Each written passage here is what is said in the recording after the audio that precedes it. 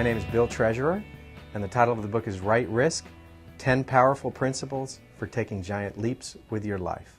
I had written an article on risk-taking for Training magazine. I knew that I wanted to write something, and they say to write about what you know. I don't know a lot about a lot of things, but one thing that I had learned about from a very unique experience that I had was about risk-taking. I'm a high diver who's afraid of heights, so I knew that I had done some things to overcome and manage my fear of heights that I felt could be useful to other people, so I turned it into a book. Every single one of us has the potential and the capacity to take more risk. Each one of us is a high diver of some sort. We all face high dives in our lives, in our personal life or our professional life. A person who takes a job overseas is taking a high dive.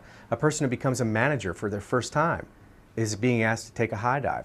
A person who is speaking up to an authority figure is taking a high dive. So each one of us has high dives to take. This book, Right Risk, is about helping the person take the right risks, the right high dives, and increasing their probability of being successful by following the 10 principles that I offer in the book. And I learned some things along the way by being a high diver who is afraid of heights. I learned some strategies for mastering that fear that now I put into the book to serve other people so that they can master whatever high dives that they're facing personally and professionally.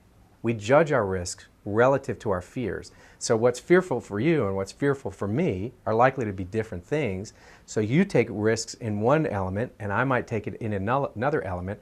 I had an executive that I was working with. He was constantly telling himself, basically, that he is not enough, that he had to be more perfect in what he did. And he carried that burden with him so that he would even get up at 3 o'clock in the morning and be at the kitchen table working on his assignments. He would make sure that he would check his email when he was on vacation. He worked many weekends, and he was thoroughly, totally, completely unhappy. And for him, the right risk was about bringing more balance into his life, to learn to what to say no to, not just to say yes to everything, and to allow for a certain element of mistake making, to have a certain ratio that said, you know what, if I make too many mistakes, that's a bad thing, but if I don't make enough mistakes because I'm so focused on being perfect, that's equally bad. The people I think that are most impacted are the ones that come back and say, your book helped me do something that I otherwise wouldn't have done. It helped me confront a fear.